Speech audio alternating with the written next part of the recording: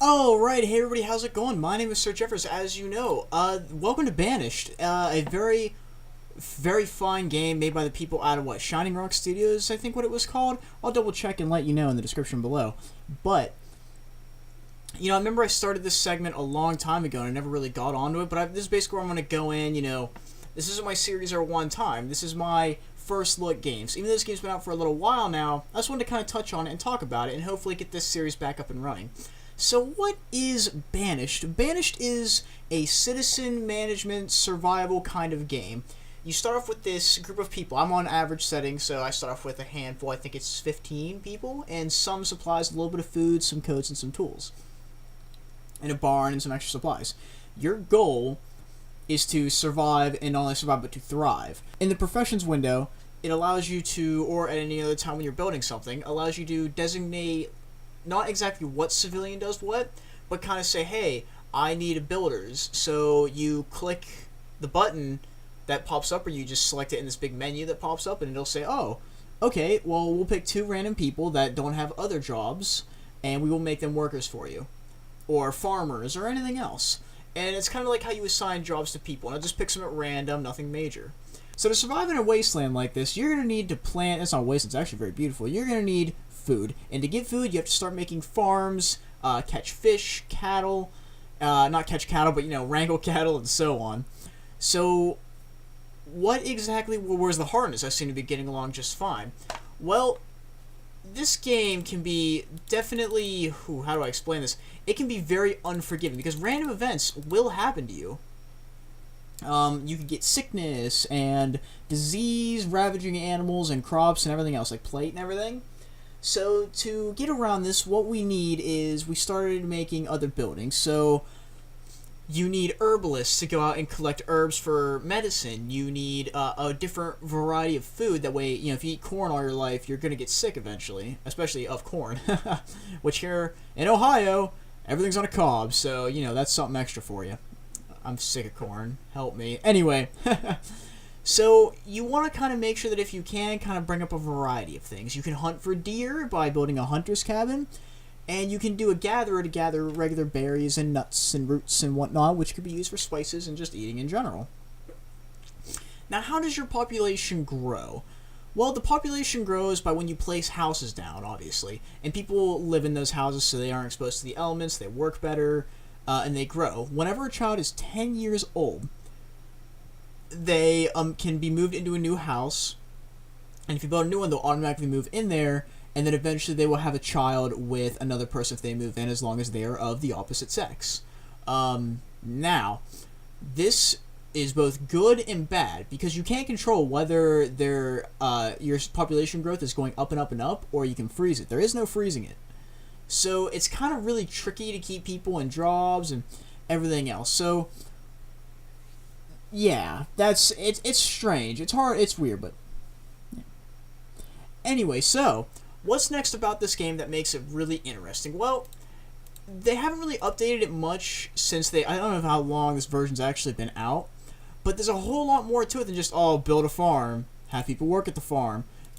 There's a lot of neat gameplay, and although this is pretty much the gameplay of managing everything, if you're into this kind of thing like I am, then this game should be right up your alley, because it's not simple.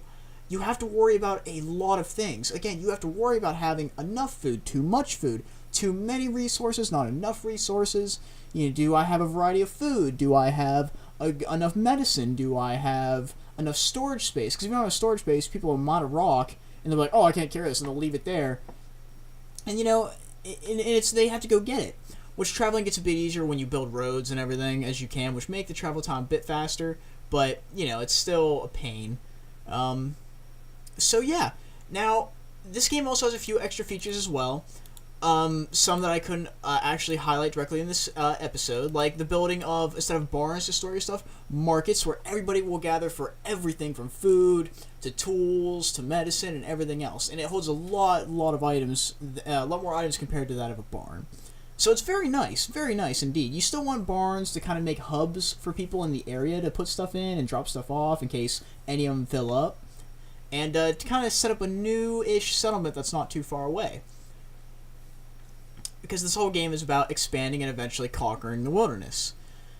So are there any enemies? Is there any combat? Not really. The closest thing to combat you get is when you build like a hunter's lodge and someone walks up and stabs a deer. To a sense. The most difficult thing about this game is like your people starving. It's very hard to keep them from going hungry. It's very hard to keep them from getting sick all the time until you build like a hospital. And if disease hits, like a major disease hits, you are in trouble if you don't have a hospital built. It will ravage you. It's ridiculous. So another neat aspect of this game, along with just, like I said before, is the basic expanding and everything, is there is not exactly a lot of resources. You have to kind of make everything on your own.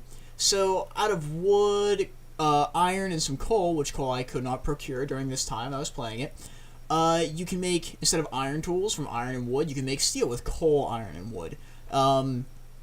You can't just get firewood. You have to actually build woodcutters to split firewood for you. You can get alcohol from various sources of, like, you can brew wheat, or even, berries that you can gather and everything else. This is very, very nice, yet it kind of gets very mechanical in a way. It's hard to...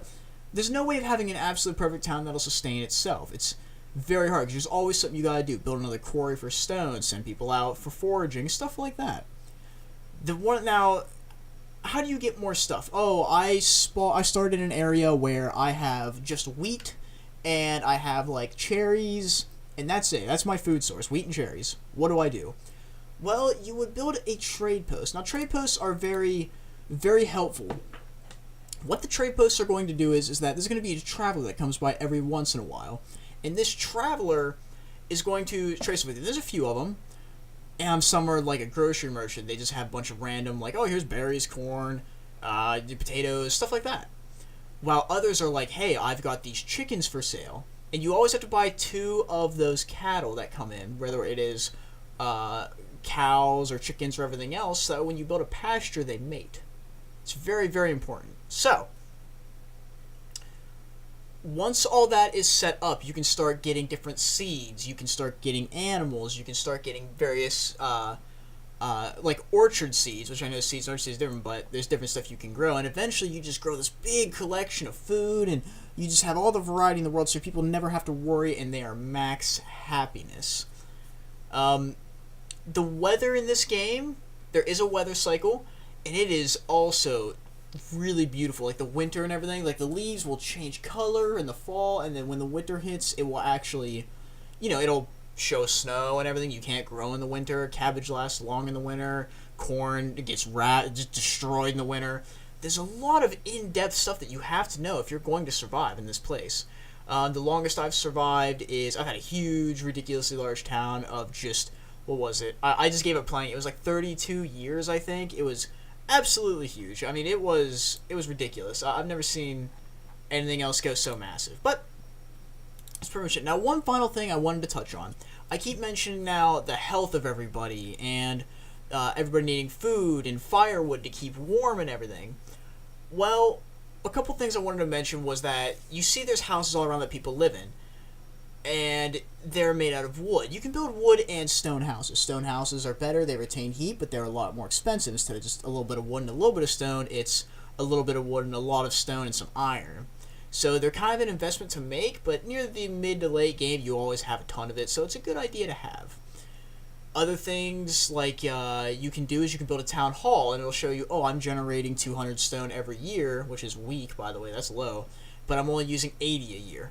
So you're still in the plus, and it helps out a lot. Various buildings that you can procure are like taverns, as I mentioned before. Taverns make your people happy. Churches will make your people happy. Schools will train your children. I mentioned at 10 they move out and they can start working. If you build a school, they don't get to until 16, I think. But it also makes them incredibly efficient and fast at their job.